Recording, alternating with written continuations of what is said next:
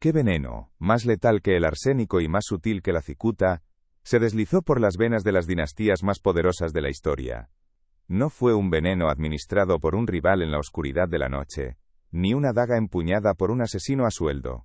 Fue un veneno destilado por ellos mismos, en el sagrado crisol de su propia sangre, una ponzoña que prometía poder eterno pero que solo garantizaba la aniquilación. Nos han contado historias de imperios derribados por ejércitos enemigos, por rebeliones populares o por desastres naturales. Pero la verdad más aterradora es que los más grandes colosos de la historia no fueron derribados desde fuera. Se devoraron a sí mismos desde dentro, carcomidos por una podredumbre que ellos mismos cultivaron con una devoción casi religiosa, creyendo que era la fuente de su fuerza cuando, en realidad, era la semilla de su extinción. Imaginemos por un instante la imagen que proyectaban al mundo. Eran los Habsburgo, los Valois, los Romanov. Nombres que resonaban como truenos en los pasillos del poder, sinónimos de un dominio que parecía no tener fin. Se presentaban no como meros mortales, sino como extensiones de la voluntad divina en la tierra, sus cuerpos ungidos con aceites sagrados, y sus cabezas coronadas con el peso de imperios. Eran intocables, figuras envueltas en brocados y joyas, cuyos retratos colgaban en galerías inmensas, mostrando al mundo una imagen de perfección, de fortaleza inquebrantable, y de un linaje tan puro y antiguo como las montañas. Cada gesto, cada edicto, cada matrimonio, estaba diseñado para reforzar esta fachada de inmortalidad, para convencer al mundo y a ellos mismos, de que su derecho a gobernar era tan natural e inmutable como el curso del sol.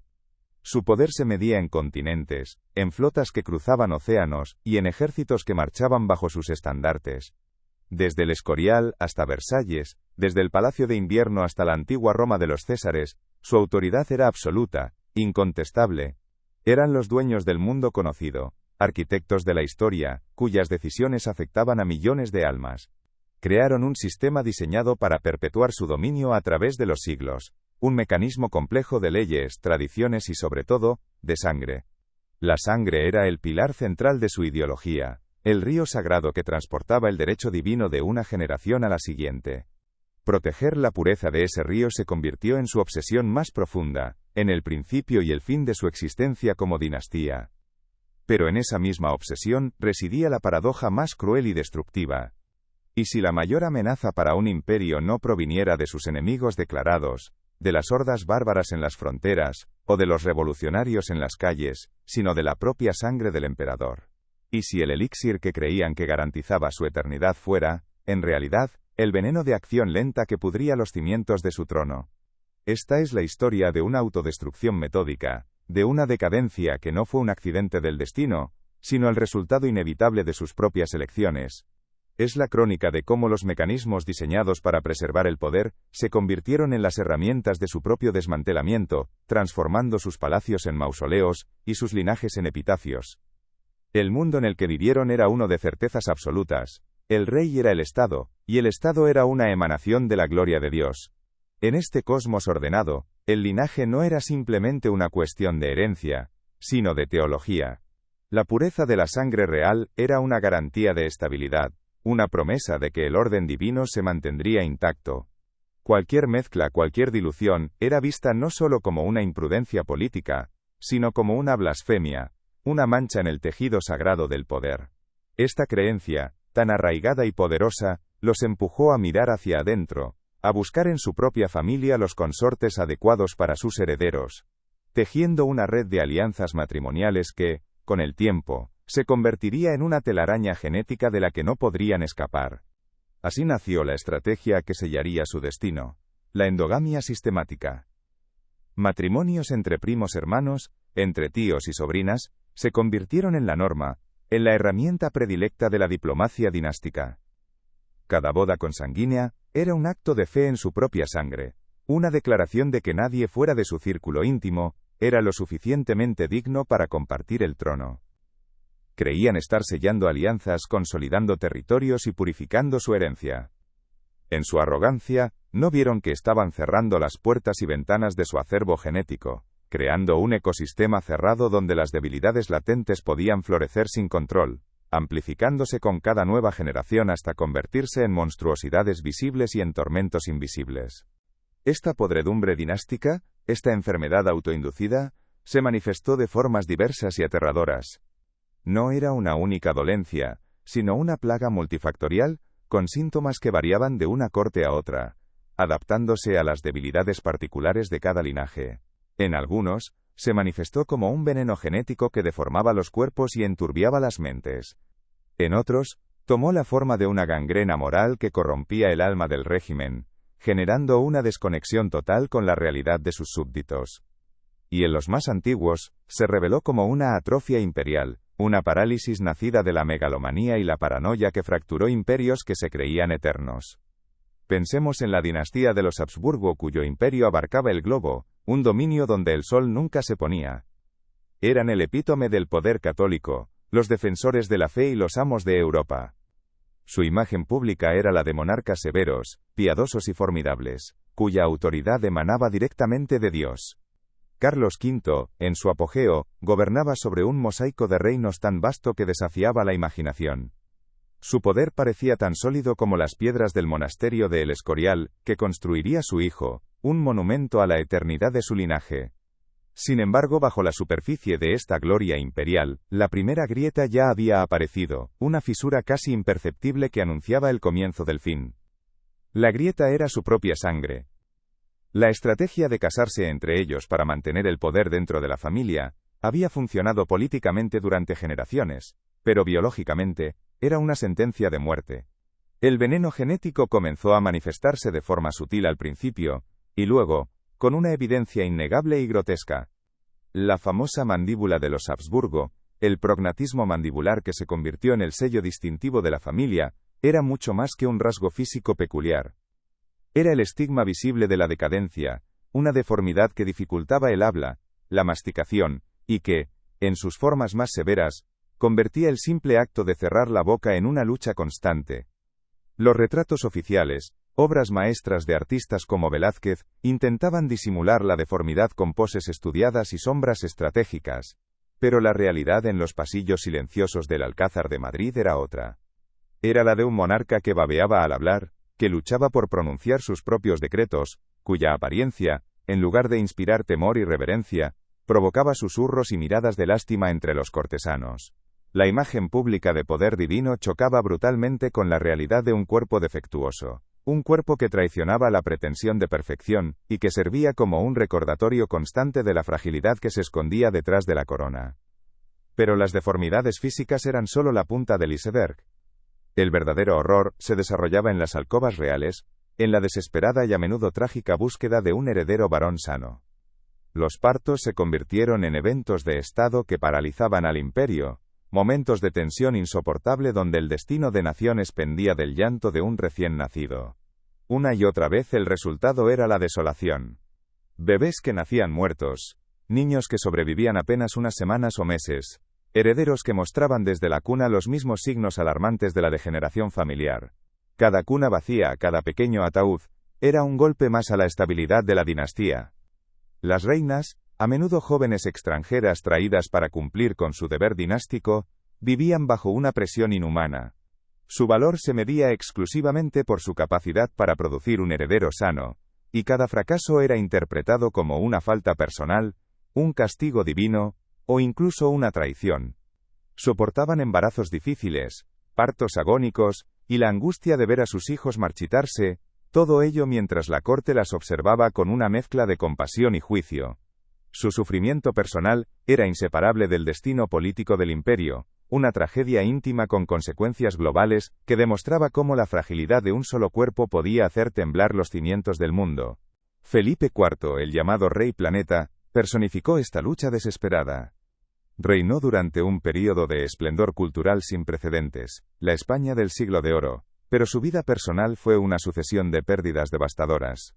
Vio morir a casi todos sus hijos, incluyendo a su amado heredero, el príncipe Baltasar Carlos, cuya muerte prematura sumió al rey y al reino en una profunda crisis. La búsqueda de un sucesor se volvió una obsesión febril, un ciclo interminable de esperanza y desesperación, que lo llevó a casarse con su propia sobrina, Mariana de Austria, en un último y fatídico intento de asegurar la línea de sucesión, apretando aún más el nudo corredizo genético alrededor del cuello de su dinastía. Esta endogamia intensificada tuvo consecuencias catastróficas. La sangre de los Habsburgo españoles se volvió tan consanguínea que los genetistas modernos han calculado que su coeficiente de endogamia era comparable al de una relación entre hermano y hermana. Estaban atrapados en un laberinto genético de su propia creación, un callejón sin salida biológico donde cada nueva generación heredaba una carga cada vez más pesada de dolencias físicas y mentales. Las enfermedades crónicas, la infertilidad galopante y una fragilidad que los hacía vulnerables a cualquier enfermedad, se convirtieron en la norma, no en la excepción.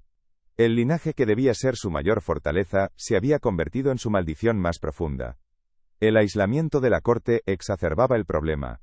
Rodeados de una etiqueta asfixiante y de un ejército de aduladores, los monarcas vivían en una burbuja dorada, desconectados de la realidad.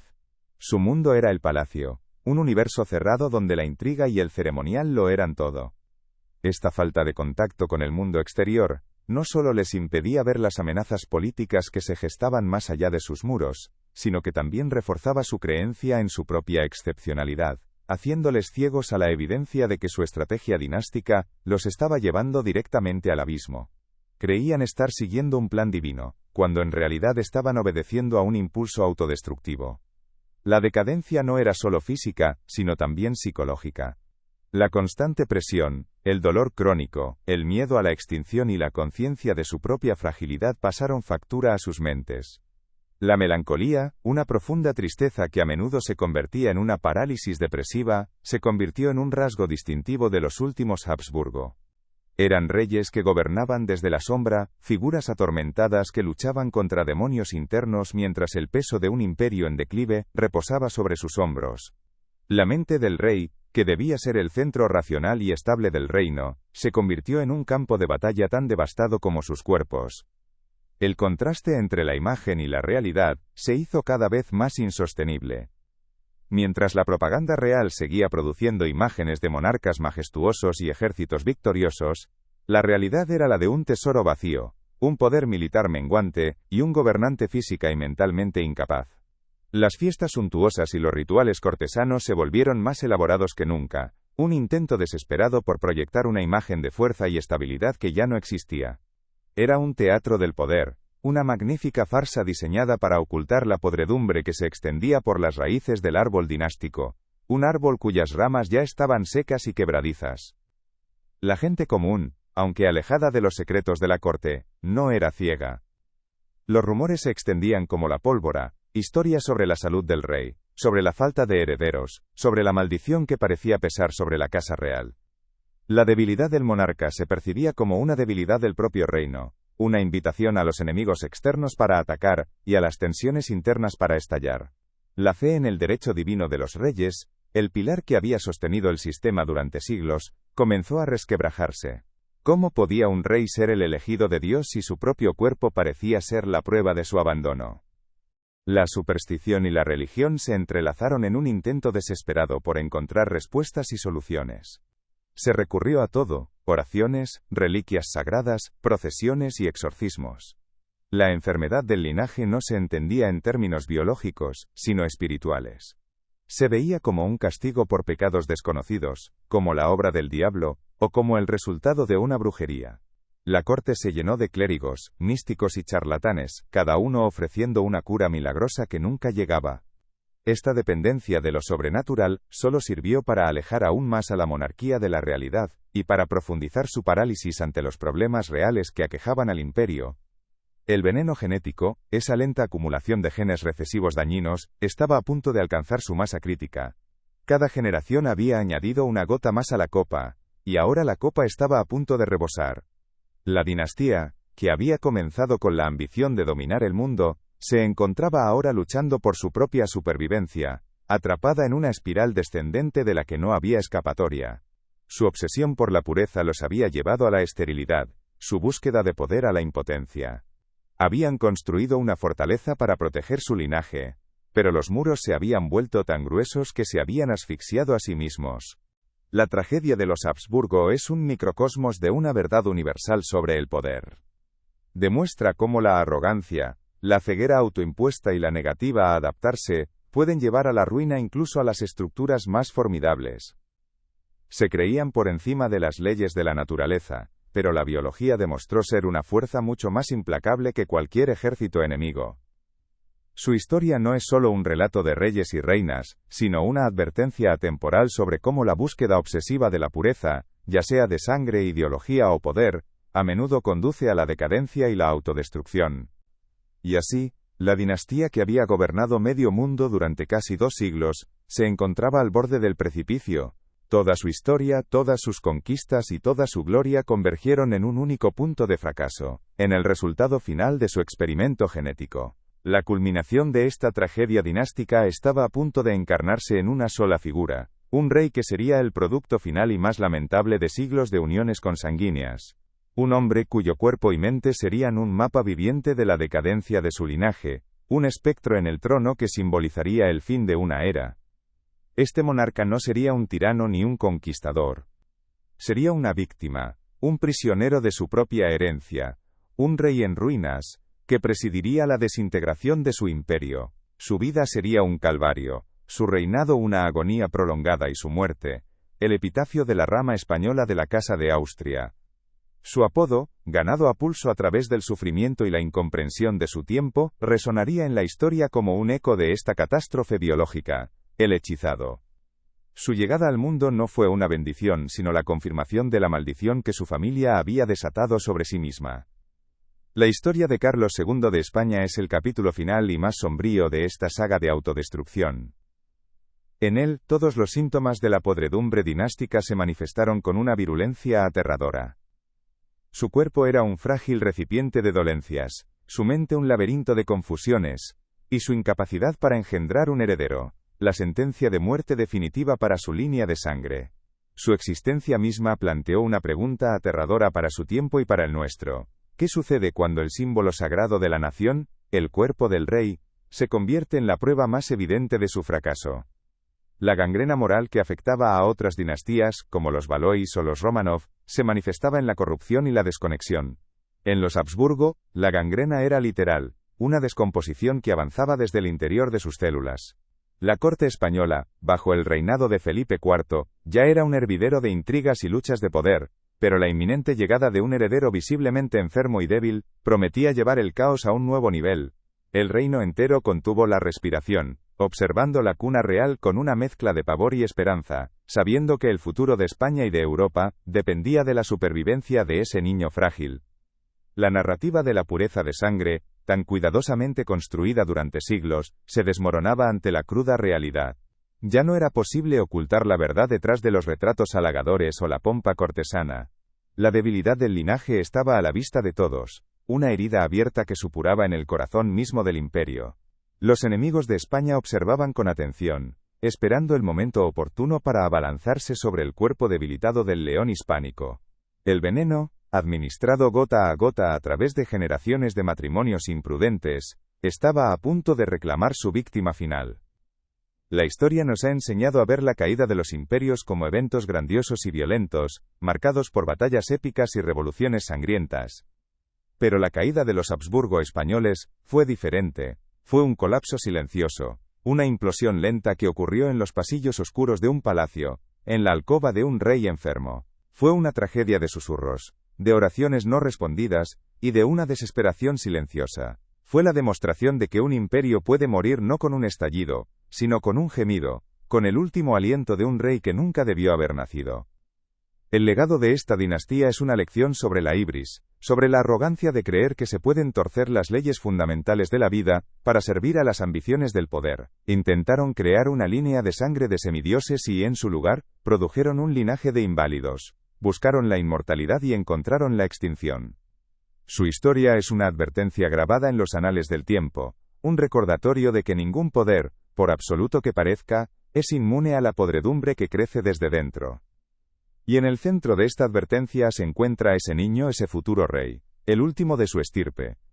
Su vida aún no ha comenzado en nuestra historia, pero su sombra ya se proyecta larga y ominosa sobre el imperio. Él es el punto final, la conclusión inevitable de una premisa fatal. Cómo un imperio, una estructura de poder global, puede sobrevivir cuando su cabeza, su corazón y su alma están encarnados en un hombre que es la personificación misma de la ruina. ¿Qué ocurre cuando el elegido de Dios se convierte en la prueba viviente de que quizás Dios ha mirado hacia otro lado? El 6 de noviembre de 1661, los pasillos del Real Alcázar de Madrid se llenaron de un silencio expectante, más denso que cualquier plegaria. Tras una sucesión de cunas vacías y lutos prematuros, la reina Mariana de Austria había dado a luz a un varón. Pero el llanto que rompió el silencio no fue el rugido de un león, el grito vigoroso de un futuro rey, sino un gemido frágil, casi inaudible, como el de un pájaro caído del nido. Los médicos intercambiaron miradas que eran un tratado de pavor y diplomacia. El niño, bautizado Carlos, era pequeño, de una palidez casi translúcida, con la cabeza desproporcionadamente grande y una piel tan delicada que parecía que un simple roce podría desgarrarla. Era el heredero tan desesperadamente anhelado, pero en su misma fragilidad se leía ya la ominosa caligrafía de la decadencia, la firma final de un contrato fáustico firmado con la propia sangre de su estirpe. El alumbramiento no fue una celebración, sino un veredicto. Cada rasgo del infante era un mapa de la endogamia que había estrangulado a su familia. Su mandíbula, aunque todavía infantil, ya insinuaba la protuberancia que había marcado a sus antepasados, un estigma que era a la vez un símbolo de su linaje y la prueba de su envenenamiento. El rey Felipe IV, un hombre ya anciano y quebrado por la pérdida de tantos hijos, contempló a su último vástago con una mezcla de amor desesperado y un terror profundo y visceral. Veía en ese pequeño cuerpo no la continuación de su imperio, sino la encarnación de sus errores, el resultado de una estrategia dinástica que había confundido la pureza con la asfixia. La corte entera fingió alegría, pero en los susurros de los corredores ya se hablaba de una maldición hecha carne. Los primeros años de Carlos fueron una crónica de supervivencia precaria. Cada fiebre, cada tos, cada erupción cutánea paralizaba al reino. No era tratado como un niño, sino como un objeto de estado de valor incalculable y de una fragilidad extrema. Fue envuelto en un capullo de sobreprotección asfixiante, aislado del mundo, de otros niños, incluso del sol y del aire fresco, por temor a que cualquier cosa pudiera romperlo. Su madre, la reina Mariana, una mujer cuya piedad se había transformado en una superstición febril, lo veía menos como su hijo y más como un campo de batalla espiritual. Creía que su debilidad no era biológica, sino el resultado de hechizos y maleficios, una guerra invisible librada contra su dinastía por las fuerzas del mal. Su desarrollo fue alarmantemente lento, un reloj que parecía moverse a contratiempo de la historia. No caminó hasta los 4 años, y cuando lo hizo, fue con un paso vacilante y torpe, sus piernas arqueadas incapaces de sostener su propio peso por mucho tiempo. Las palabras tardaron aún más en llegar. Durante años, solo emitió sonidos guturales y balbuceos ininteligibles. Su lengua, demasiado grande para su boca deformada, convirtiendo el acto del habla en una lucha hercúlea. Mientras otros príncipes europeos aprendían latín, esgrima y estrategia militar, Carlos vivía en un mundo de silencio y confusión, rodeado de nodrizas y confesores que reforzaban su pasividad y su dependencia, negándole cualquier herramienta para comprender el inmenso poder que algún día debería empuñar. La educación de un futuro rey fue reemplazada por un régimen de cuidados paliativos. Se le eximió de cualquier esfuerzo intelectual, pues se temía que pudiera sobrecargar su mente ya frágil. Sus días transcurrían en una apatía casi total, moviéndose como un autómata entre sus aposentos y la capilla, sin juguetes, sin desafíos, sin la estimulación necesaria para que una mente infantil florezca. Esta burbuja protectora, diseñada para mantenerlo con vida, fue en realidad una segunda prisión, una que atrofiaba su mente y su espíritu tanto como la genética había atrofiado su cuerpo. Estaban criando a un fantasma, a una ausencia coronada, un rey que reinaría sin gobernar, que existiría sin realmente vivir, un símbolo hueco en el centro de un imperio que se desmoronaba. La muerte de Felipe IV en 1665 fue el punto de inflexión que transformó esta tragedia personal en una crisis de estado de proporciones monumentales. Carlos, con apenas 4 años, se convirtió en Carlos II, rey de España y de un imperio que se extendía por todo el globo. La corona, pesada con el oro de las Américas y la sangre de siglos de guerras, fue colocada simbólicamente sobre la cabeza de un niño que apenas podía sostener la suya. El poder real recayó en una regencia encabezada por su madre, la reina Mariana, una mujer tenaz y devota, pero políticamente inexperta y fácilmente manipulable por facciones cortesanas y confesores ambiciosos. El trono de España no estaba ocupado por un rey, sino por un vacío, y la naturaleza, como la política, aborrece el vacío. A medida que Carlos entraba en la adolescencia, la enfermedad de su linaje, la podredumbre dinástica, se manifestó de forma innegable y grotesca. La mandíbula Habsburgo se desarrolló hasta un extremo nunca antes visto. Su mentón se proyectaba de tal manera que sus dientes inferiores y superiores no podían encontrarse, convirtiendo la masticación en una tortura y la deglución en un peligro constante. Sufría de indigestiones crónicas, vómitos y diarreas que lo dejaban exhausto y desnutrido. El simple acto de alimentarse, la fuente más básica de vida, era para él una batalla diaria. Hablaba con un ceceo espeso y babeante, sus palabras a menudo incomprensibles, lo que lo sumía en una frustración silenciosa que a veces estallaba en ataques de rabia impotente. Su cuerpo era un catálogo de dolencias. Era alto y desgarbado, con una columna vertebral deformada y una cojera pronunciada. Sufría de convulsiones epilépticas que lo dejaban inconsciente y debilitado durante días. Sus enfermedades infantiles, como el sarampión y la varicela, casi lo mataron, dejando su sistema inmunológico permanentemente comprometido. Cualquier resfriado común se convertía en una neumonía potencialmente mortal. Vivía en un estado de dolor crónico y malestar perpetuo, un sufrimiento silencioso que se reflejaba en sus ojos grandes y melancólicos, los ojos de un prisionero atrapado en una celda de carne y hueso que se descomponía a su alrededor, una celda de la que no había escapatoria posible. Fue en este contexto de sufrimiento visible y desconcertante que nació su apodo, el hechizado. Para una sociedad impregnada de fe y superstición, la explicación biológica era impensable. La causa de tal cúmulo de desgracias en el cuerpo del ungido por Dios no podía ser natural. Tenía que ser obra del diablo, el resultado de una maldición lanzada por enemigos de España, un maleficio tejido en la cuna. Este apodo no era una simple burla, era un diagnóstico popular, una forma de dar sentido a lo incomprensible. Y, trágicamente, la propia corte y la familia real llegaron a creerlo, iniciando una desesperada búsqueda de curas sobrenaturales que solo agravarían el aislamiento y el tormento del joven rey. Su mente era un enigma envuelto en la niebla de su condición física y su crianza sofocante. No era estúpido, como a menudo se le ha retratado, sino que su desarrollo cognitivo había sido severamente obstaculizado. Era apático, letárgico, con dificultades para concentrarse y una capacidad de juicio casi nula.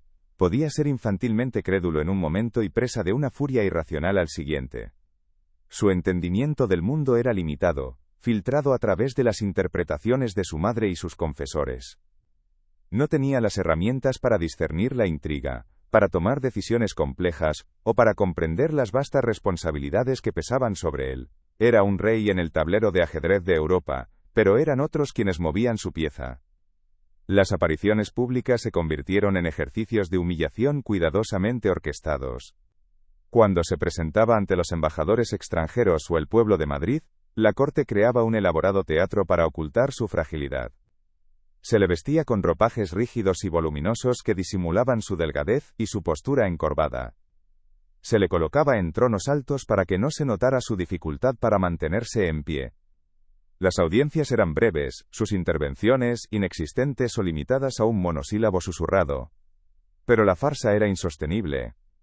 Su rostro pálido y sudoroso, su mirada perdida y la saliva que a menudo se acumulaba en las comisuras de sus labios, hablaban un lenguaje mucho más elocuente que cualquier decreto real.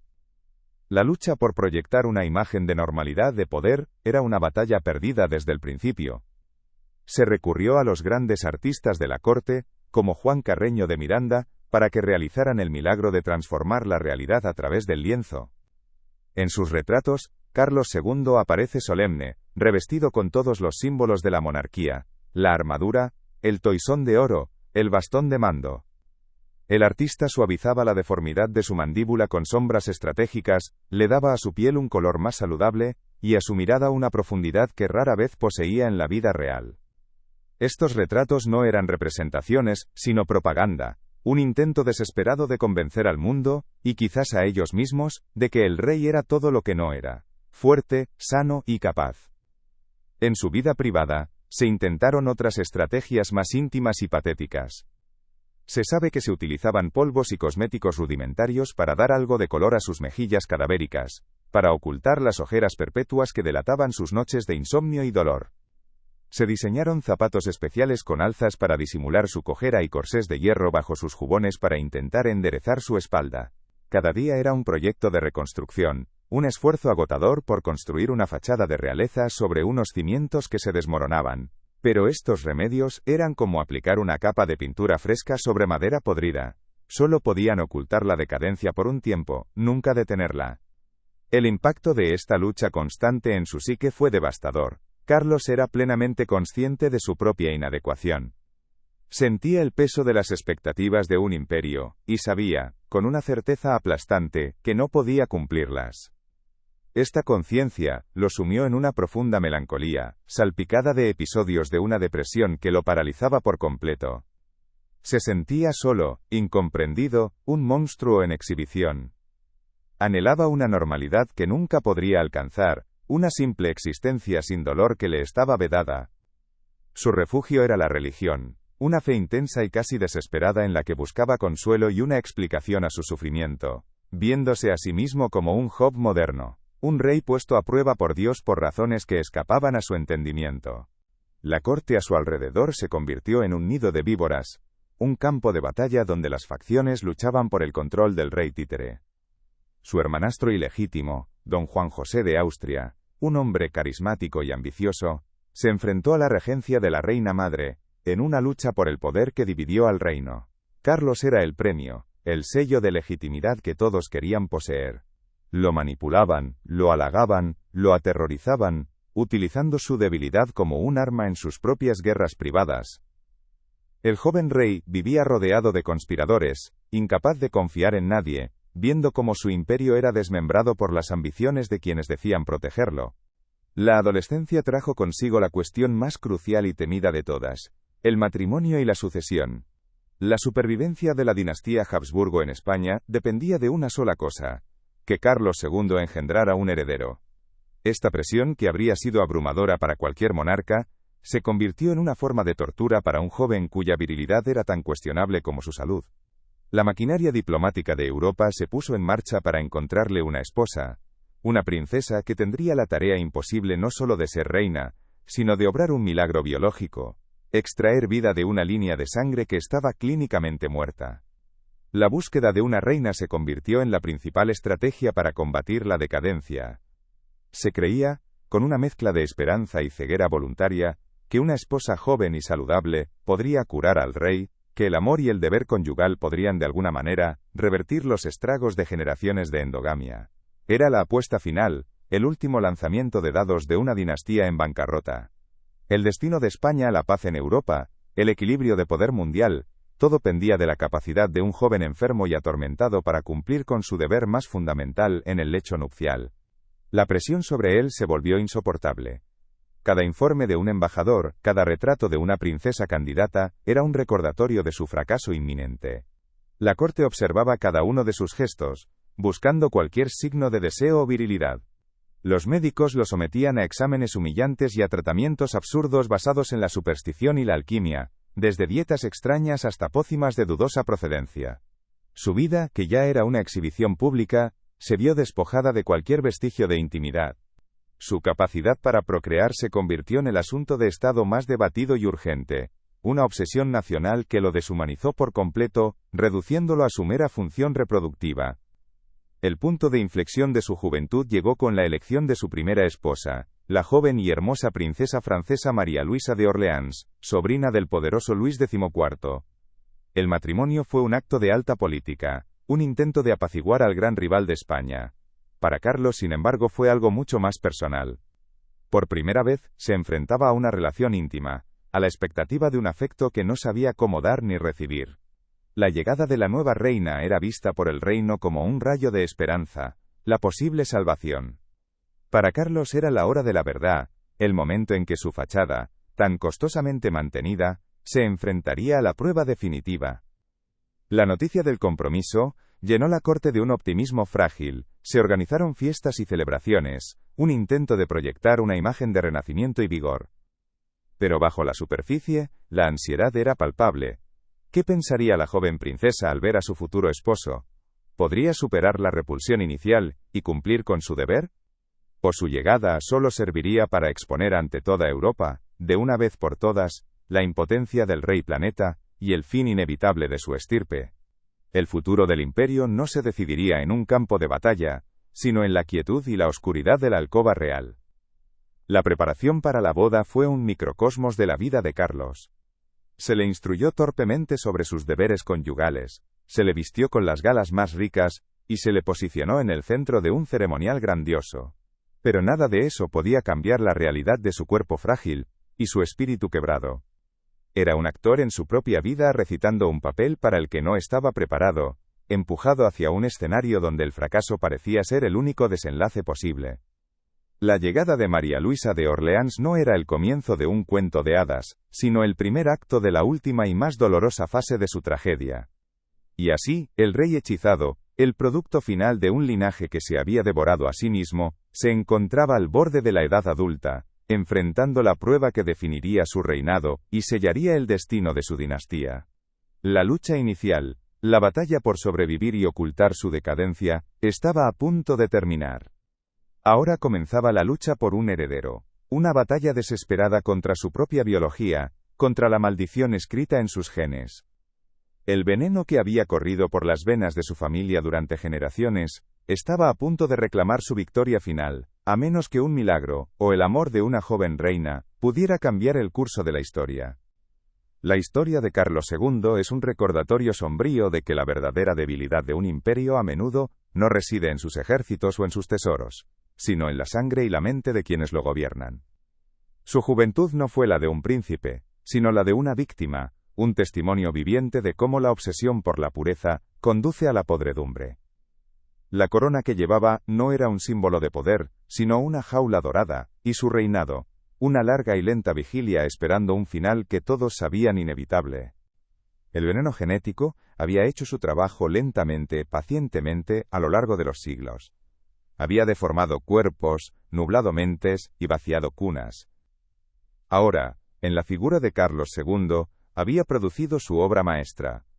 Un rey incapaz de gobernar, incapaz de vivir una vida normal, y lo más crítico de todo, incapaz de continuar su línea. La gran dinastía de los Habsburgo españoles, que una vez dominó el mundo, se había reducido a la esperanza frágil depositada en un hombre que era la encarnación misma de su fracaso. La lucha contra la decadencia había sido una de apariencias, un esfuerzo por mantener un teatro de poder mientras los cimientos se pudrían. Se usaron el arte, la moda, el protocolo y la propaganda como herramientas para ocultar la verdad. Pero la verdad tiene una forma de manifestarse, y el cuerpo del rey era una verdad innegable. Cada paso vacilante, cada palabra balbuceada, era una grieta en la fachada del poder absoluto, revelando la fragilidad que se escondía detrás del mito de la elección divina. Mientras Carlos esperaba a su novia, todo el imperio contenía la respiración. La llegada de María Luisa no era solo la llegada de una reina, era la última esperanza de un reino desesperado. Se esperaba que ella trajera no solo una alianza política, sino la vida misma, que su sangre fresca pudiera de alguna manera diluir el veneno que había saturado el linaje de su esposo. Era una carga imposible para una sola mujer, una apuesta que desafiaba todas las leyes de la naturaleza. La juventud de Carlos II, por lo tanto, no fue una preparación para el poder, sino un prólogo a la extinción. Cada evento formativo, desde su nacimiento precario hasta su educación inexistente y su salud ruinosa, lo empujó más hacia el papel que la historia le había asignado, el del último de su estirpe. Su lucha inicial no fue contra enemigos externos sino contra su propia herencia, una guerra civil librada dentro de sus propias células, una guerra que estaba predestinado a perder. La manifestación de la enfermedad no fue un evento único, sino un proceso gradual y horrible. Fue la lenta revelación de una catástrofe biológica, que había estado gestándose durante generaciones. Cada nuevo síntoma era un clavo más en el ataúd de la dinastía. La corte intentó combatirlo con oraciones, exorcismos y engaños visuales. Pero estaban tratando de curar un alma hechizada cuando el problema residía en la misma esencia material de su sangre. El contraste entre su imagen pública, cuidadosamente construida, y su realidad personal, un calvario de sufrimiento, define su tragedia. Era un rey que poseía el mundo en los mapas, pero que no era dueño de su propio cuerpo. Un monarca absoluto que vivía bajo la tiranía de sus propias dolencias.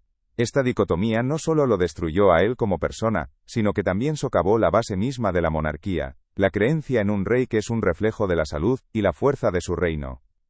Su historia nos obliga a preguntarnos sobre la naturaleza del poder y la fragilidad del cuerpo humano.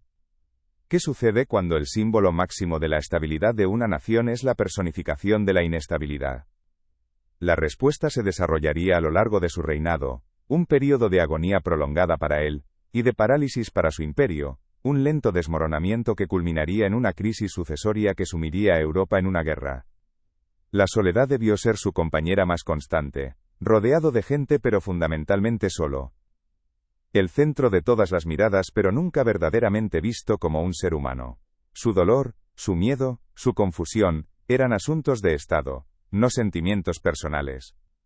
En un mundo que exigía de él la fuerza de un semidios, se le negó el simple consuelo de ser un mortal imperfecto. Su humanidad fue sacrificada en el altar de la razón de Estado. El drama de su juventud estableció el escenario para el colapso final. Todos los elementos de la tragedia estaban en su lugar. Un protagonista defectuoso, un destino ineludible, y un coro de cortesanos y potencias extranjeras esperando el desenlace. La lucha inicial había terminado, y el acto final estaba a punto de comenzar, uno que se desarrollaría en la intimidad de su matrimonio, y que tendría consecuencias devastadoras para el mundo entero. La imagen de Carlos II, perpetuada por sus retratos, es la de un espectro melancólico en un trono demasiado grande para él, es la imagen del fin de una era. Su rostro, con su mandíbula prominente y su mirada triste, se ha convertido en el rostro de la decadencia dinástica, un poderoso recordatorio de que ninguna cantidad de oro, poder o territorio, puede proteger a una línea de sangre de las consecuencias de sus propias acciones. La obsesión por la pureza había llevado a los Habsburgo a un callejón sin salida genético. Creían estar construyendo una fortaleza inexpugnable para su linaje, pero en realidad habían creado una cámara de eco, donde sus debilidades se amplificaban hasta volverse letales. Carlos II no fue una anomalía, fue la conclusión lógica y aterradora de su propio experimento. Fue el precio final que su familia tuvo que pagar por su arrogancia. La corte española, que una vez fue el centro vibrante del mundo, se había convertido en un lugar sombrío y estancado, un reflejo de su monarca. La intriga reemplazó a la política, la superstición a la estrategia.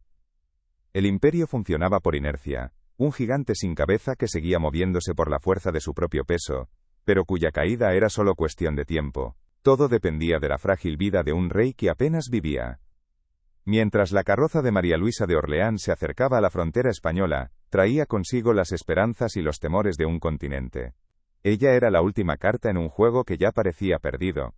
¿Podría su juventud y vitalidad encender una chispa en el rey moribundo? ¿O sería ella simplemente otra víctima, arrastrada al abismo por el peso de una dinastía condenada?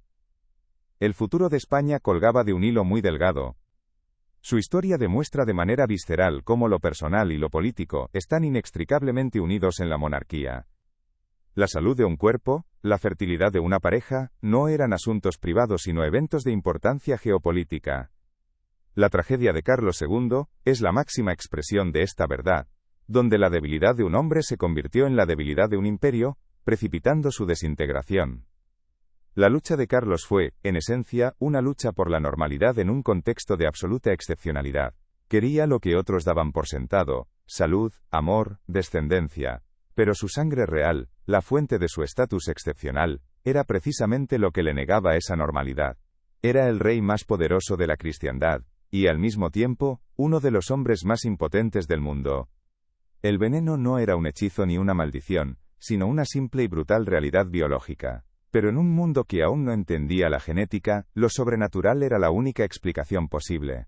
Esta interpretación errónea del problema impidió cualquier solución real, si es que alguna era posible, y condenó a Carlos a una vida de exorcismos y rituales inútiles que solo aumentaron su sufrimiento y su sensación de ser un paria.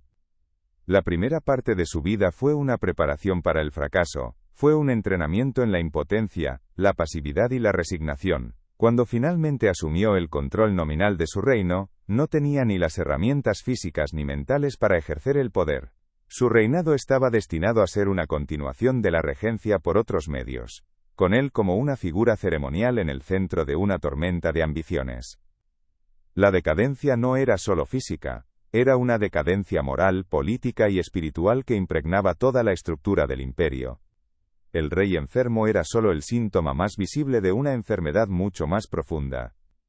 La parálisis de Carlos reflejaba la parálisis de España, una nación agotada por las guerras, económicamente en bancarrota y aferrada a un pasado glorioso que ya no podía sostener.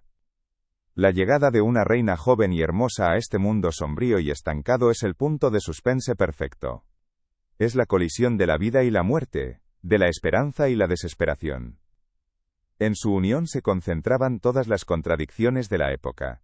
El poder absoluto frente a la impotencia física, la fe en los milagros frente a la dura realidad de la biología, y el destino de un imperio dependiendo de la intimidad de dos individuos. El drama de los Habsburgo españoles nos enseña que las dinastías, como los organismos vivos, necesitan diversidad para sobrevivir. Al cerrarse sobre sí mismas, en un intento de preservar su esencia, lo único que lograron fue destruirla. Carlos II fue el resultado final de este proceso de autodestrucción, un rey que era más un epitafio que un monarca. Su historia es una advertencia que resuena a través de los siglos. La lucha inicial de Carlos por simplemente existir y parecer un rey, preparó el escenario para la lucha final de su dinastía por sobrevivir. El niño frágil se había convertido en un joven quebrado, y sobre sus hombros encorvados no solo descansaba el peso de una corona, sino el futuro de medio mundo, un futuro que parecía tan incierto y condenado como su propia vida.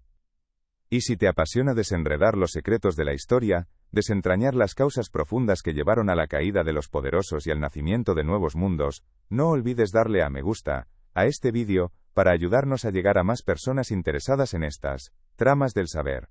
La llegada de María Luisa de Orleans a la corte española fue como la irrupción de un colibrí en un mausoleo. Joven, vibrante y educada en el esplendor de Versalles, su risa resonó con una extraña y casi profana vitalidad en los sombríos y silenciosos pasillos del Alcázar. Se encontró con un mundo de sombras, de lutos perpetuos, y de una etiqueta tan rígida que parecía diseñada para momias. Y en el centro de esta necrópolis dorada, estaba su prometido Carlos. El primer encuentro fue un desastre diplomático envuelto en sonrisas forzadas. Ella vio a un joven desgarbado, de una palidez enfermiza, que la miraba con la adoración aterrorizada de un niño asustado, incapaz de articular una frase coherente, mientras un hilo de saliva perlaba sus labios. En ese instante María Luisa comprendió la verdadera naturaleza de su misión. No iba a ser reina de un rey, sino la cuidadora de una reliquia rota. La noche de bodas se convirtió en el secreto peor guardado de Europa. Detrás de las puertas cerradas de la alcoba real, no había pasión ni consumación, solo un abismo de incomodidad y fracaso. Carlos, abrumado por una mezcla de deseo, miedo y una incapacidad física, que iba más allá de la simple inexperiencia, fue incapaz de cumplir con su deber dinástico. María Luisa, por su parte, enfrentó la situación con una compasión que rozaba el martirio, intentando consolar al rey humillado que lloraba en silencio a su lado. El lecho nupcial, que debía ser la cuna de la futura generación de Habsburgo, se transformó en un frío altar de impotencia. Fuera, una corte y un imperio entero contenían la respiración, esperando una noticia que nunca llegaría, sin saber que en esa habitación silenciosa, acababa de firmarse la sentencia de muerte de una dinastía. A pesar del fracaso que marcaría para siempre su unión, Carlos encontró en María Luisa la única luz que había conocido en su vida. Se enamoró de ella con una devoción total, desesperada y profundamente infantil.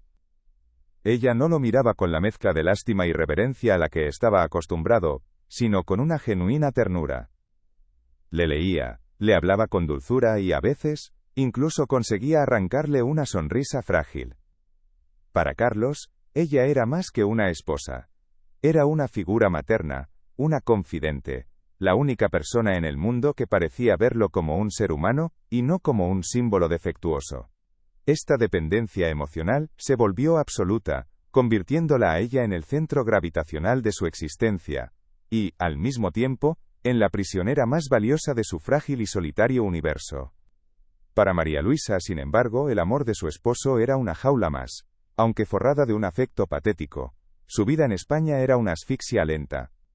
La estricta etiqueta española, mucho más severa que la de la corte francesa, la aislaba por completo. Cada uno de sus movimientos era vigilado, cada palabra analizada. Las damas de compañía que la rodeaban eran espías de la reina madre, y su única función, repetida hasta la saciedad por confesores y ministros, era concebir. Su alegría natural se fue apagando, su risa se volvió infrecuente. El vibrante colibrí estaba siendo aplastado por el peso de las piedras del mausoleo, añorando la luz y la libertad de un mundo que ya no le pertenecía, y que nunca volvería a ver. Su matrimonio no era una alianza, era un exilio perpetuo. En público, la farsa continuaba con una meticulosidad agotadora. La pareja real asistía a interminables ceremonias religiosas, a tediosos actos de estado y a procesiones solemnes. Se les mostraba juntos, proyectando una imagen de unidad y piedad, el rey apoyándose visiblemente en su joven y hermosa reina. Los retratos de la corte los inmortalizaban en poses majestuosas, como una pareja ideal destinada a traer la salvación al reino. Pero era un teatro hueco. La ausencia de un embarazo, la noticia más esperada por el imperio, se convirtió en un silencio atronador que ninguna propaganda podía acallar. Cada mes que pasaba sin descendencia, las sonrisas en público se volvían más tensas y la desesperación en privado, más profunda y corrosiva. Con el paso del tiempo, la ausencia de un heredero transformó la preocupación en una histeria colectiva, y la corte se lanzó a una búsqueda demencial de remedios. La ciencia y la superstición se entrelazaron en un grotesco ballet de desesperación. Sometieron a la pareja real a todo tipo de curas absurdas y humillantes. Carlos fue obligado a consumir pócimas nauseabundas que contenían polvo de cuerno de unicornio y extractos de víbora. María Luisa fue forzada a someterse a dietas extrañas, a llevar reliquias sagradas cosidas a su ropa interior, y a recibir bendiciones especiales sobre su vientre. Se organizaron peregrinaciones a santuarios lejanos, y se llevaron a cabo exorcismos en el palacio, para limpiar la alcoba real de cualquier posible maleficio que estuviera causando la esterilidad. El clímax del sufrimiento físico de Carlos se manifestó en episodios cada vez más frecuentes y violentos. Durante una tensa reunión del Consejo de Estado, mientras los ministros debatían sobre la inminente guerra en Flandes, el rey se quedó con la mirada en blanco. Un temblor recorrió su cuerpo y, antes de que nadie pudiera reaccionar, se desplomó de su silla. Cayó al suelo, convulsionando violentamente, sus extremidades agitándose sin control, mientras una espuma blanca brotaba de su boca. Los hombres más poderosos del imperio observaban horrorizados, paralizados, viendo a su monarca, el ungido de Dios, reducido a un cuerpo retorcido en el suelo. La imagen del poder absoluto se hizo añicos en ese instante, reemplazada por la cruda y patética realidad de un hombre prisionero de un sistema nervioso en ruinas. Esta incapacidad física se traducía directamente en una parálisis gubernamental. El reinado de Carlos II fue, en la práctica, un interregno perpetuo. Era incapaz de leer documentos largos, de seguir argumentos complejos o de tomar decisiones coherentes. Su capacidad de atención era efímera, y a menudo se distraía con trivialidades o se sumía en un estado de apatía total durante horas. Las riendas del poder estaban en manos de facciones rivales que luchaban por su favor, manipulándolo sin piedad. El imperio español, un gigante con pies de barro, seguía moviéndose por pura inercia, mientras su cabeza, el centro neurálgico del poder, estaba sumida en una niebla de confusión y dolor crónico, incapaz de dirigir o gobernar. A medida que la esperanza de un heredero se desvanecía, la corte, en su necesidad de encontrar un culpable, giró su mirada acusadora hacia la reina. Los susurros en los pasillos se convirtieron en una campaña de desprestigio. Se decía que la francesa era la estéril, que su cuerpo era incapaz de albergar la semilla de los Habsburgo.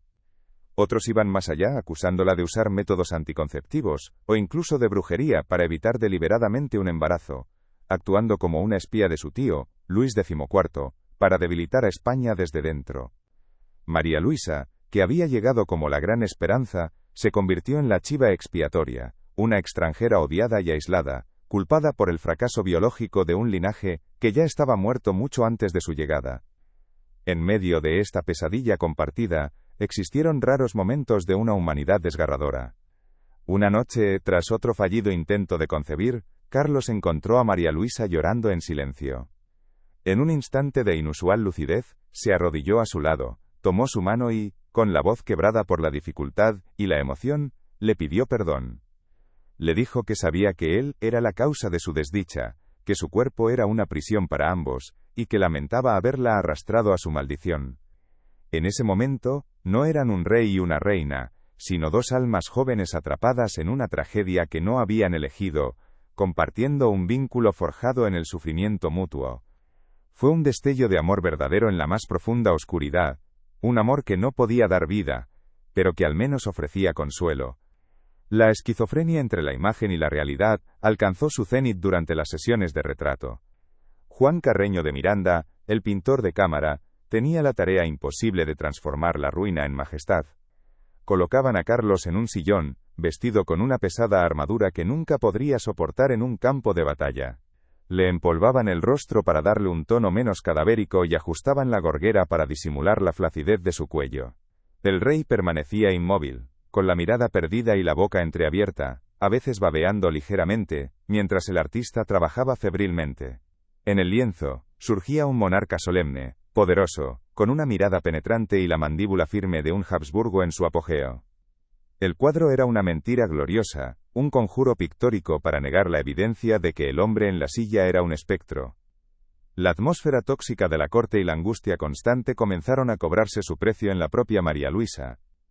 La joven vibrante que había llegado de Francia, se marchitó. Perdió su apetito y su alegría, y una profunda melancolía se instaló en sus ojos. Su belleza, una vez celebrada en toda Europa, se desvaneció, reemplazada por una delgadez frágil, y una palidez que reflejaba la de su marido. La prisión dorada, la estaba consumiendo física y espiritualmente. Los médicos de la corte, con su ignorancia y sus remedios peligrosos, probablemente agravaron su condición. El veneno que corría por las venas de los Habsburgo no era contagioso, pero su entorno, la desesperación, y la falta de esperanza, sí lo eran. En febrero de 1689, tras apenas 10 años de matrimonio, la tragedia golpeó de forma definitiva. María Luisa, con solo 26 años, cayó enferma con agudos dolores abdominales. Tras 2 días de agonía, murió.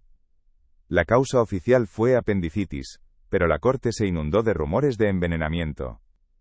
Se culpó a facciones que deseaban eliminar a la reina estéril, para casar al rey con una princesa más fértil. Fuera cual fuera la causa, el efecto sobre Carlos fue apocalíptico. Su única fuente de luz, afecto y estabilidad, le había sido arrebatada. El hombre que ya vivía al borde del abismo, acababa de recibir el empujón final. Su mundo, ya de por sí frágil, se desintegró por completo. La reacción de Carlos a la muerte de su esposa fue el clímax de su tormento mental. Se hundió en un abismo de dolor tan profundo que perdió todo contacto con la realidad. Durante semanas, se negó a comer o a salir de sus aposentos oscurecidos, donde lloraba sin cesar, llamándola por su nombre y hablando con su retrato como si pudiera responderle.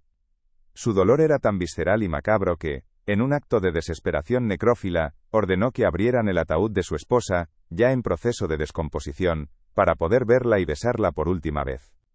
Los cortesanos que presenciaron la escena quedaron horrorizados al ver a su rey aferrado al cadáver de su reina, un espectáculo que simbolizaba perfectamente su reinado, un monarca vivo abrazado a la muerte.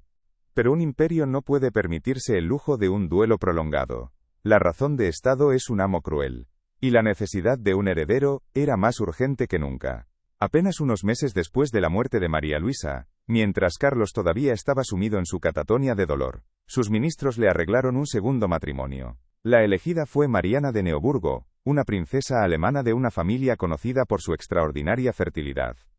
La elección fue brutalmente pragmática.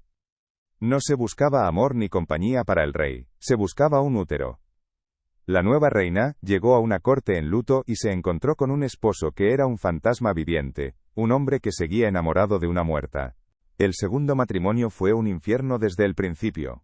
Mariana de Neoburgo era una mujer fuerte, ambiciosa y políticamente activa, pero se sintió inmediatamente repelida por la apariencia y la condición de Carlos. A diferencia de la compasiva María Luisa, ella no sentía más que disgusto por su esposo. El lecho conyugal se convirtió en un campo de batalla de deber y aversión.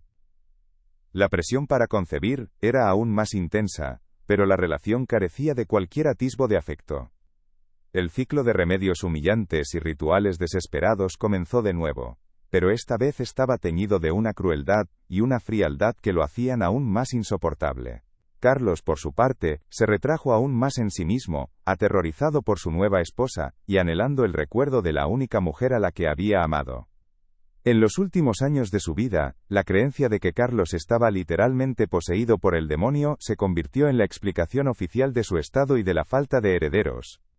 La Inquisición española tomó cartas en el asunto, y el rey fue sometido a una serie de exorcismos mayores. Estos rituales eran una forma de tortura santificada. Sacerdotes y frailes rodeaban al monarca, un hombre esquelético y de mente ausente, y lo sometían a interrogatorios interminables, ordenándole a los supuestos demonios que abandonaran su cuerpo. Lo rociaban con agua bendita, le colocaban crucifijos en el pecho y le leían el Evangelio durante horas. Carlos, en su estado de confusión, a veces respondía a sus preguntas, alimentando su delirio. Fue la degradación final. El rey de España, tratado como un recipiente de la inmundicia infernal. El cuerpo del rey se había convertido en un territorio en disputa, un mapa sobre el que todos proyectaban sus miedos, ambiciones y teorías. Los médicos lo sangraban y purgaban, debilitándolo aún más. Los sacerdotes lo exorcizaban, aterrorizando su ya frágil mente.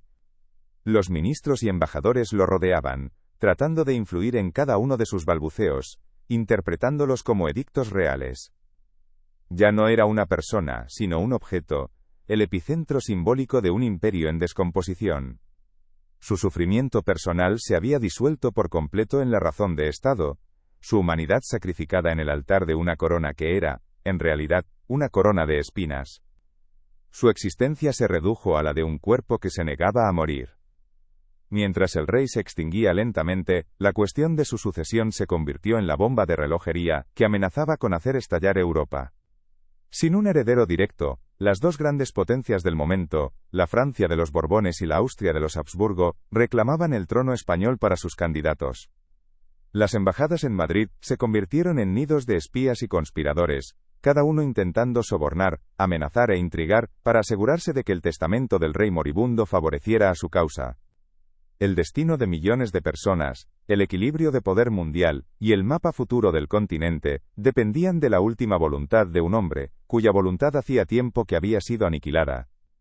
En sus raros momentos de claridad, Carlos se sentía atormentado por esta decisión final. Era consciente de que la firma que estampara en su testamento desataría una guerra de proporciones catastróficas. Ambas facciones lo presionaban sin piedad, presentándole argumentos, aterrorizándolo con visiones del apocalipsis si elegía al bando contrario. El peso de un imperio global, con sus territorios en Europa, América y Asia, recaía sobre los hombros de un hombre que apenas podía sostener la cabeza erguida. En su lecho de muerte, el rey más impotente de la historia de España, tuvo que tomar la decisión más poderosa y trascendental de su reinado. El 1 de noviembre de 1700, Carlos II, el hechizado, murió a los 38 años. La autopsia que se le practicó reveló una verdad más aterradora que cualquier cuento de demonios. El informe médico describía un cuerpo completamente devastado desde dentro. Su corazón era del tamaño de un grano de pimienta, sus pulmones estaban corroídos, sus riñones llenos de cálculos, sus intestinos gangrenosos y necróticos. Su cabeza estaba llena de agua, y según los informes tenía un solo testículo, negro como el carbón. Era la prueba irrefutable, la crónica forense de una catástrofe genética. El veneno que su dinastía había cultivado con tanto esmero durante siglos finalmente se revelaba, no en un grimorio de brujería sino en la carne podrida de su último vástago. La muerte de Carlos y su testamento a favor del candidato francés, Felipe de Anjou, desencadenaron inmediatamente la Guerra de Sucesión Española. Fue un conflicto brutal que duró 13 años, involucró a todas las grandes potencias y se libró en varios continentes. Al final de la guerra, el imperio español estaba desmembrado. Había perdido sus valiosas posesiones europeas en Italia y los Países Bajos, además de Gibraltar y Menorca. La obsesión de los Habsburgo por mantener sus dominios intactos a través de la pureza de su sangre, había conducido, paradójicamente, a la desintegración de ese mismo imperio. La podredumbre interna había provocado el colapso final. La historia de Carlos II no es solo la de un rey, es la de un ser humano aplastado por el peso de su herencia, un prisionero de sus propios genes. Su sufrimiento nos obliga a mirar más allá de la pompa y el poder, para encontrar la frágil humanidad que se esconde detrás de las coronas. Si conoces a alguien a quien le interesen las historias de superación y decadencia, de cómo la fragilidad de un solo hombre puede cambiar el curso del mundo, comparte este vídeo.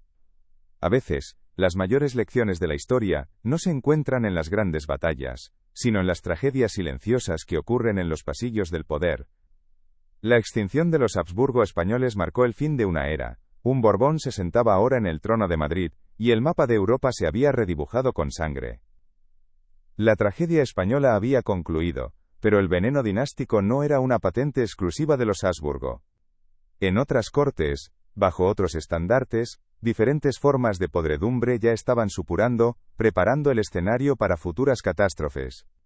Lejos, en las estepas heladas del este, un imperio inmenso y aparentemente invulnerable, gobernado por autócratas divinos, albergaba en su propia sangre una debilidad que, un día, lo haría arder en las llamas de la revolución.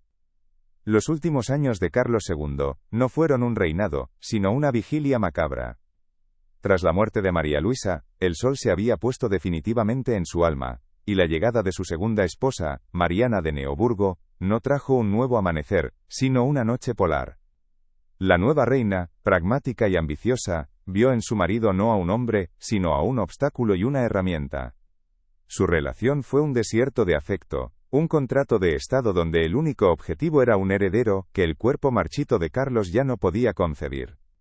La corte se dividió en facciones aún más feroces, la pro-francesa y la pro-austríaca, que luchaban por el alma del reino a través del control del testamento del rey moribundo.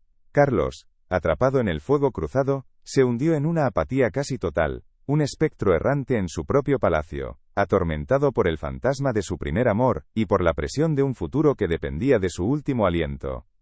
La histeria del hechizo alcanzó su punto álgido, convirtiéndose en política de Estado. Los exorcismos se volvieron la principal herramienta terapéutica y espiritual, una tortura sistemática disfrazada de piedad. Frailes de renombre, como Fray Froilán Díaz, se convirtieron en figuras de inmenso poder, declarando que el cuerpo del rey estaba infestado por una legión de demonios, enviados por brujos a sueldo de potencias enemigas. Sometían a Carlos a interrogatorios brutales sobre sus pecados y los de sus antepasados, forzándolo a beber pócimas sagradas y a soportar rituales interminables que lo dejaban exhausto y aterrorizado. Su mente, ya frágil, se fracturó bajo esta agresión espiritual, y a menudo respondía a los exorcistas con balbuceos que ellos interpretaban como la voz de los demonios, confirmando su propio delirio y sellando el destino del rey como un poseído a los ojos de su pueblo. Su decadencia física se aceleró de forma vertiginosa. Apenas podía caminar sin ayuda, su cuerpo esquelético doblado bajo el peso de una corona invisible. Sufría de edemas masivos que hinchaban sus piernas y su vientre, y sus convulsiones se volvieron tan frecuentes que vivía en un estado de confusión perpetua. La alimentación se convirtió en una odisea, pues apenas podía tragar, y lo poco que ingería su cuerpo lo rechazaba violentamente. Los médicos de la corte, impotentes y desesperados, recurrieron a los remedios más extremos: sangrías que lo dejaban anémico, purgas que lo deshidrataban, y ungüentos de mercurio que envenenaban aún más su organismo. Su vida se redujo a una secuencia de dolores insoportables, un sufrimiento que ya no se podía ocultar tras los muros de palacio, y que se convirtió en el símbolo de la agonía de todo un imperio. Mientras el rey se desintegraba, Europa entera observaba con una avidez depredadora. Madrid se convirtió en el epicentro de la intriga mundial, un tablero de ajedrez donde los embajadores de Francia y Austria movían sus piezas con sobornos, amenazas y promesas. Cada informe sobre la salud del rey, cada rumor sobre un vómito o un desmayo, hacía fluctuar las cancillerías de Versalles a Viena. Lo despojaron de su última pizca de humanidad, convirtiéndolo en un mero instrumento para la reconfiguración del poder global. Su testamento era el premio más codiciado del mundo, y las facciones en la corte española, aliadas con las potencias extranjeras, lo acosaban sin piedad, empujándolo a firmar un documento que sabían que sería su sentencia de muerte y el detonante de una guerra inevitable. En medio de este torbellino, hubo momentos de una trágica y aterradora lucidez. En ocasiones, la niebla de su mente se disipaba, y Carlos comprendía perfectamente la magnitud de la catástrofe que se cernía sobre su legado. Se sentía abrumado por el peso de la decisión, sabiendo que cualquier elección que hiciera traicionaría a una parte de su familia, y sumiría a sus súbditos en un conflicto sangriento. Se dice que lloraba de impotencia, consciente de que su único acto de poder real sería elegir a los herederos de su propia ruina. Esta tortura psicológica, añadida a su calvario físico, fue el último y más cruel giro de su destino. El hombre que nunca pudo gobernar su propio cuerpo, ahora debía decidir el destino del mundo. A finales de octubre del año 1700, era evidente que el final había llegado. Carlos yacía en su lecho de muerte, un esqueleto cubierto por una piel cerosa y translúcida, respirando con un estertor agónico que resonaba en la cámara silenciosa. La corte entera esperaba en vilo, no con tristeza, sino con una ansiedad febril por la publicación del testamento. El 20 de octubre, en un último esfuerzo, firmó el documento final, legando su vasto imperio a Felipe de Anjou, nieto de Luis XIV de Francia. Fue su último acto como rey. Durante los siguientes días, se aferró a la vida con una tenacidad inexplicable, hasta que finalmente, en la mañana del Día de Todos los Santos, el 1 de noviembre, su corazón, del tamaño de un grano de pimienta, se detuvo para siempre. Tenía 38 años, pero su cuerpo era el de un anciano decrépito. La muerte del rey no trajo paz, sino la confirmación de la podredumbre. La autopsia, realizada con una urgencia casi profana, reveló un espectáculo de horror biológico que superaba cualquier leyenda de hechizos.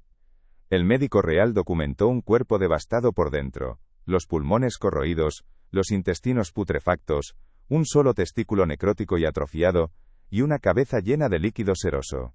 Era la evidencia forense irrefutable del veneno genético, la crónica final de cómo generaciones de endogamia habían podrido el árbol dinástico desde la raíz, hasta su última y marchita rama.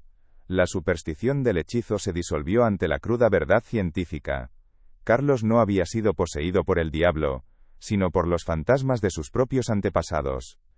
El legado inmediato de su muerte fue la guerra.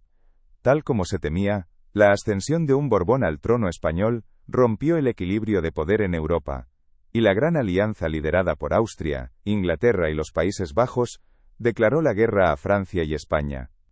La Guerra de Sucesión Española fue un conflicto global que duró más de una década y dejó cientos de miles de muertos. El imperio que los Habsburgo habían construido y mantenido unido a través de matrimonios consanguíneos, fue finalmente desmembrado en el campo de batalla, como resultado directo de esa misma estrategia. La ironía era tan monumental como trágica. La obsesión por la pureza para preservar el poder había conducido a la impureza de una nueva dinastía y a la pérdida de ese mismo poder. La figura de Carlos II trasciende así la de un simple monarca incompetente. Se convierte en un símbolo, en el epitafio viviente de una de las dinastías más poderosas de la historia. Su vida fue la culminación de un largo proceso de autodestrucción, la prueba final de que las leyes de la biología son más implacables que cualquier decreto real. Él no fue la causa de la caída de los Habsburgo españoles, sino su consecuencia más visible y dolorosa. Fue una víctima desde el momento de su concepción, un prisionero de un linaje que, en su arrogancia, se creyó por encima de la naturaleza y acabó siendo devorado por ella. Su historia nos obliga a reconsiderar la naturaleza del poder. Nos muestra que la mayor amenaza para un imperio no siempre viene de fuera, de ejércitos enemigos o de rebeliones populares. A menudo la semilla de la destrucción está dentro, en la sangre, en la ideología, en la ceguera autoimpuesta de quienes se aferran a un sistema que se pudre bajo sus pies. El cuerpo enfermo de Carlos II no era más que el reflejo del cuerpo enfermo del Estado, un imperio paralizado, anclado en el pasado, e incapaz de adaptarse a un mundo cambiante. Su fragilidad personal se convirtió en la metáfora perfecta de la fragilidad de su imperio. Mirando hacia atrás, la vida de Carlos es una tragedia de proporciones griegas. Un hombre nacido para tenerlo todo, pero al que se le negó lo más básico, la salud, el amor, y la capacidad de dejar un legado. Vivió rodeado de una opulencia inimaginable, pero en una soledad y un sufrimiento que pocos podrían soportar. Su corona no era un símbolo de gloria, sino una jaula de oro que exhibía su miseria ante el mundo.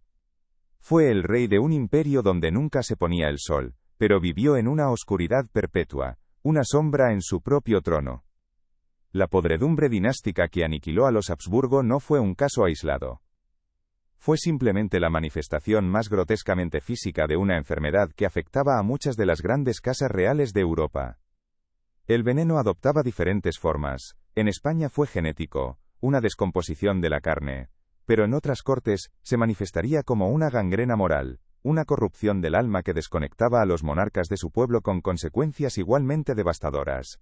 La historia de Carlos es un capítulo, el más visceral, de una saga mucho más grande sobre la autodestrucción del poder absoluto. Al final, la pregunta que resuena a través de los siglos no es cómo un rey tan débil pudo gobernar, sino cómo un sistema tan poderoso pudo producir un resultado tan catastrófico. La respuesta yace en la arrogancia, en la creencia de que la sangre azul era inmune a las debilidades de la sangre común. Los Habsburgo intentaron construir una dinastía de semidioses y terminaron con un espectro en el trono. Su historia es una advertencia eterna. Ningún poder es tan absoluto como para poder desafiar las leyes fundamentales de la vida y salir indemne. La extinción de su línea no fue un accidente, sino un suicidio dinástico perpetrado a lo largo de 200 años. Cada matrimonio entre parientes fue un sorbo más del veneno, cada heredero frágil una advertencia ignorada. Carlos II no fue el asesino de su dinastía, fue el arma del crimen, el producto final de un veneno que ellos mismos destilaron, gota a gota, creyendo que era el elixir de la eternidad cuando en realidad, era el néctar de la aniquilación. Su cuerpo en ruinas fue el último y más elocuente testimonio de su fracaso. Así, la historia de Carlos el Hechizado se convierte en un espejo oscuro en el que se reflejan las vanidades de todo poder. Nos enseña que la verdadera fortaleza de un linaje no reside en su pureza, sino en su capacidad de adaptación y renovación. Al cerrar sus puertas al mundo, los Habsburgo se asfixiaron en su propia grandeza, dejando tras de sí un imperio desmembrado, y el recuerdo de un rey cuyo sufrimiento personal alteró para siempre el mapa de Europa y el curso de la historia. La tragedia de este rey, sin embargo, nos permite humanizar la historia. Detrás de los tratados, las guerras y las líneas de sucesión, hubo un hombre que sufrió indeciblemente, un ser humano aplastado por un destino que no eligió. Comprender su dolor no es justificar el fracaso de su reinado, sino reconocer la terrible confluencia de lo personal y lo político, y cómo la fragilidad de un solo cuerpo puede hacer temblar los cimientos del mundo. El veneno que destruyó a los Habsburgo había completado su obra. Pero en los vastos y helados territorios del este, otro imperio, el de los zares de Rusia, estaba cultivando su propia forma de podredumbre. Allí, la enfermedad no se manifestaría en la carne deformada de un rey, sino en el alma corrupta de una corte, y en la sangre de un heredero, cuya dolencia abriría las puertas del palacio a un místico siniestro, y allanaría el camino hacia la revolución. La gangrena moral estaba a punto de reclamar a sus próximas víctimas. Si esta inmersión en las profundidades de la decadencia del poder ha despertado tu interés por las fuerzas ocultas que moldean nuestro mundo, suscríbete a nuestro canal y activa las notificaciones. La historia del veneno en la corona no ha hecho más que empezar, y las próximas dosis prometen ser aún más letales y reveladoras. Acompáñanos mientras viajamos a la Rusia imperial, donde la fe ciega y la desconexión con la realidad prepararán el escenario para una de las ejecuciones más brutales de la historia.